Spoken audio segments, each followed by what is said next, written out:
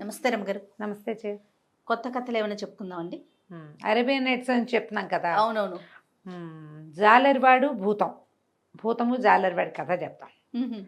ఈ బాగ్దాద్ నగరం చుట్టుపక్కలలోనే ఒక జాలరతను ఉండేవాడు. వాడికి పాపం ఎక్కువ చేపలు పడేవి కాదు. ఒకసారి ఏం చేశాట, టిగ్రిస్ నదికి వెళ్ళి ఇది వేశాడు, వాలేసాడు. ఎప్పటికో బరువుగా ఉంటే తీసి దాన్ని లాగాడు. లాగితే ఒక చచ్చిన గాడిద వచ్చిందంట, వాళ్ళంతా తెగిపోయి. అయ్యో ఇదేమిటి నా కర్మిట కాలిపోయింది, దేవుడు నన్ను చేయటం లేదు, ఈ చచ్చిన గాడిద వచ్చింది, వాళ్ళేమో తెగిపోయింది అనుకుని ఆ గాడిదని పక్కకు తోసేసి వాళ్ళ మళ్ళీ దులుపుకొని మళ్ళీ వేసాడు.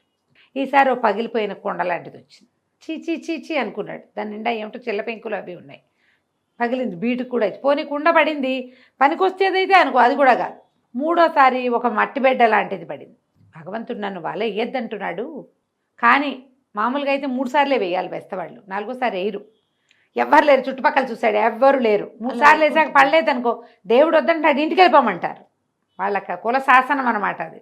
ముత్యం 3 సార్లు అంటాం కదా మనం కూడా. ముచ్చటగా 3 సార్లు ముత్యం, పల్లెటూళ్ళలో ముత్యం 3 సార్లు అంటారు.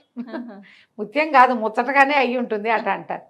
ముచ్చటగా మూడోసారి అవ్వలేదనుకో, ఇక 4గోసారి మనం కూడా చెయ్యం. వాళ్ళు కూడా అంతే, అటు ఇటు చూస్తే ఎవ్వడూ లేడు, ఎవడూ చుట్టలేదు. దేవుడా నన్ను క్షమించు, ఆహారం కోసం ఈ తప్పు పని చేస్తున్నాను, కులకట్టుబాటు దాటుతున్నాను, ఎవరు లేరు కాబట్టి నింగి నేల పంచభూతాలే సాక్ష్యం దీనికి అని చెప్పి వాళ్ళేసాడు. చాలాసేపటికి ఏదో బరువు తెలుస్తుంది. వాళ్ళ లాక్కున్నాడు. లాగితే అందులో ఒక ఇంత కూజా పడింది. కూజా పడేసరికి ఏమనుకున్నాడు, ఏమైనా మండ్లు మాణిక్యాలు రత్నాలు వజ్రాలు ఉండొచ్చు, మట్టి మశానం కూడా ఉండొచ్చు. తీరా చూస్తే అది సీల్ చేసినట్టు కనపడుతోంది. ఇప్పుడు కూజా ఏదైనా నీళ్ళలో ఎవరి చేతిలో అయినా జారిపడి పడిపోయింది అనుకో, మామూలుగా నదుల్లోకి కూజాలు లాంటివి ఎట్టా వస్తాయి, కుండలు లాంటివి. ఎవరైనా ఈ పడవల్లో వెళ్ళే వాళ్ళ చేతులు జారిపోయి పడిపోతే దాన్ని పట్టుకోలేక వదిలేస్తారు. ఈ కూజా అలాంటిదనుకో, దీనికి సీల్ ఉండకూడదు. అది ఎలా ఉండాలి, ఓపెన్గా ఉండాలి. అందులోకి నీళ్ళు వెళ్ళిపోయి మట్టి మీద బురద చేరి ఉండాలి. కానీ ఇది అట్లా కాదు, పై భాగం ఇట్లా సీల్డ్గా. సో ఇక్కడ ఏదో ఉంది అని భావించి ఏం చేశాడు, అటు ఇటు చూసి ఒక చిన్నది ఇంత ములిక లాంటిది ఏదో కనపడితే, చిన్న మామూలు బెస్తవాళ్ళు చేసేటప్పుడు పనులు చేసేటప్పుడు వలలు చింత సూదులు లాంటివి వలాళ్ళుకునేవి అవి ఉంటాయి. దొరికింది, దాన్ని పెట్టి బాగా కొట్టి దాన్ని బోర్లేసేసారు కానీ ఏమీ రాలా, అందులో ఇచ్చి మూతోడింది, ఏమీ రాలా. కానీ వాడికి ఒక్క క్షణమయ్యాక తెలిసింది, తను దాన్ని బోర్లు ఇస్తున్నప్పుడు దాంట్లో నుంచి ఏదో పొగలాంటిది వచ్చింది.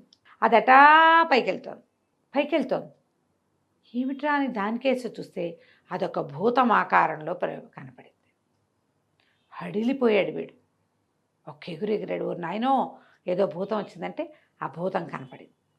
ఎవడరా నువ్వేనా నన్ను విడిపించింది అని ఆనంగానే వీడు 10 దండాలు పెట్టాడు. మామూలుగా ఇలా భూతాలు జీనీలు అవి కనపడితే ఏమిటో బ్రహ్మాండం బదలై డబ్బులు వచ్చేస్తాయని అనుకుంటున్నాడు వాడు. అంతే.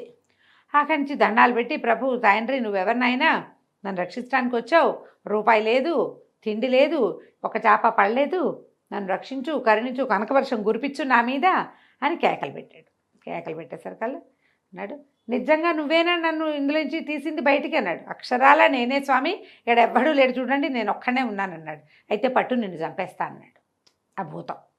అనగానే వీడు హడిలిపోయాడు. నీ దుంపదేగా, నేను నిన్ను రక్షిస్తే నేను ఇందులోంచి బయటపడేశాను, పైకి వెళ్ళేందుకు నీకు అవకాశం కల్పిస్తే నన్ను చంపేయటమేమిటి, భూతాలు డబ్బులు ఇస్తాయి, నువ్వు ఇటా ఎందుకు చేసినావు, అసలు నువ్వు ఇందులోకి ఎట్లా వచ్చావంటే, ఎన్నో ఏళ్ల క్రితం 1800 సంవత్సరాల క్రితం నేను భగవంతుడికి ఒక అపచారం చేశాను.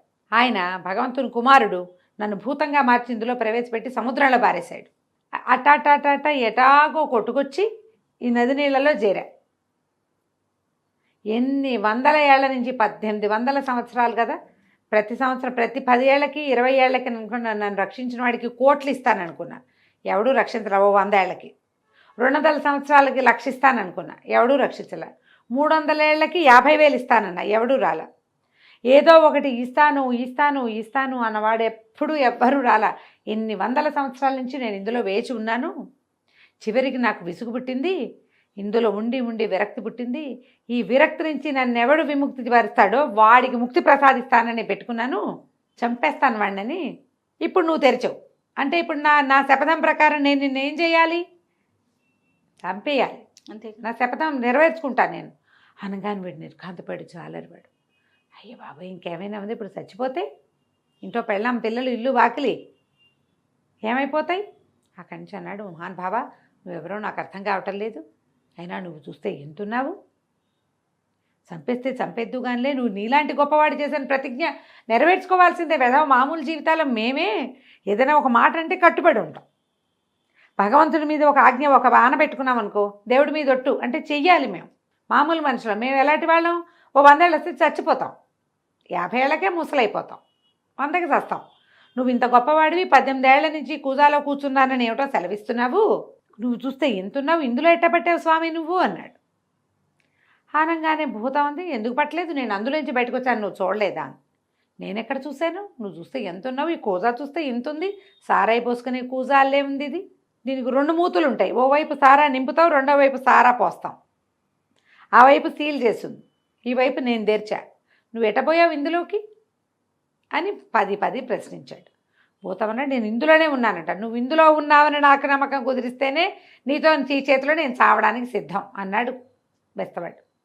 అక్షరాల నేను ఇందులోంచే వచ్చాను, కావాలంటే ఇందులోకి వెళ్ళి చూపిస్తాను నీకు అన్నాడు భూతం.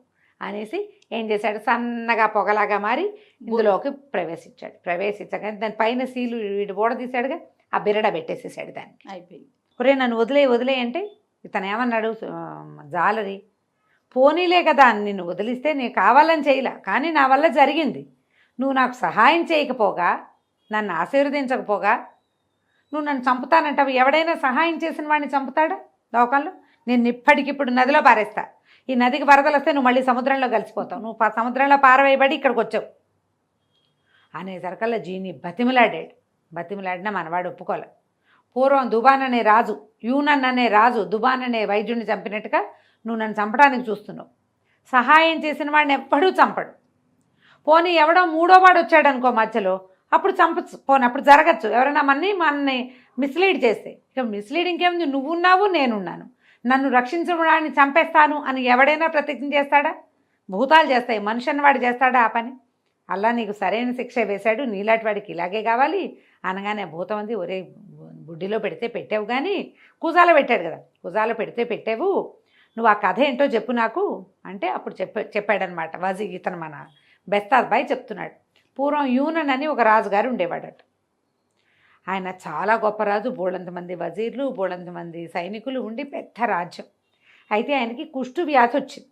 ఆ ఊళ్ళల్లో బోళ్ళు వైద్యాలు చేసేవాళ్ళు, జలగల వైద్యం అని అదని ఇదని చేసేవాళ్ళు. ఎన్ని వైద్యాలు చేసినా తగ్గలేదట.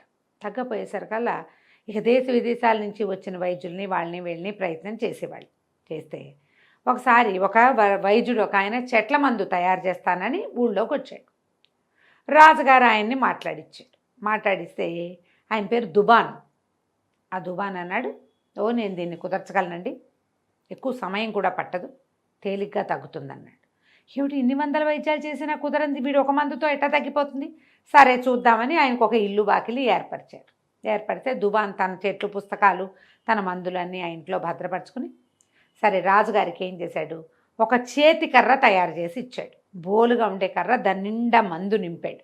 ఆ మందు నోట్లో వేసినా పైకి పూసినా పనిచేసే మందు కాదు, కర్రలో వేశాడు. ఒక బంతి ఏర్పరిచాడు, పట్టుకొచ్చుకున్నాడు. రాజుగారి దగ్గరికి వెళ్ళాడు. ఆట స్థలంలోకి వెళ్దామండి, ఇగోండి ఈ కర్ర చేత్తో పుచ్చుకోండి, ఈ బంతిని కొట్టండి, బంతిని బాత్తూనే ఉండాలి మీరు. ఆ బంతి మీరు కొట్టేశారు, ఎవడో పట్టుకొచ్చి మళ్ళీ విసురుతాడు, మళ్ళీ కొట్టాలి. ఎన్నిసార్లు కొట్టాలంటే మీ చేతిలో చెమట రావాలి. ఆ చేతి చెమటకి ఈ కర్రలో ఉన్న మందు చెమట ద్వారా మీ శరీరం లోపలికి వెళ్తుంది. అది మన వైద్యం. చెమటలు కారిపోవాలి మీకు. చెమటలు కారాలంటే ఎంతసేపు ఆడితే చెమట పోస్తుంది, పరిగెత్తాలి ఆ బంతి వెనకాల. ఇక ఆ బంతి వెనకాల మీరే పరిగెడతారో వాళ్ళు వేస్తే మీరు కొడతారో నాకు తెలియదు, మొత్తానికి చెమట రావాలి, మీ చేతిలో ఆ కర్ర ఉండాలి, ఆ కర్రలో ఉన్న మందు మీ ఒంట్లోకి వెళ్తుంది అన్నాడు. రాజుగారు విశేషంగా ఆడుకున్నాడు. ఆయనకి ఉత్సాహం వచ్చింది, ఏదో మందు తగ్గుతుందనేసరికాలు. సరే బాగా కొట్టగా విపరీతంగా చెమటలు పోసి ఆ మందు పనిచేయటం మొదలుపెట్టింది ఆయనకి. 9 రోజుల పాటు ఆ వైద్యం జరిగింది.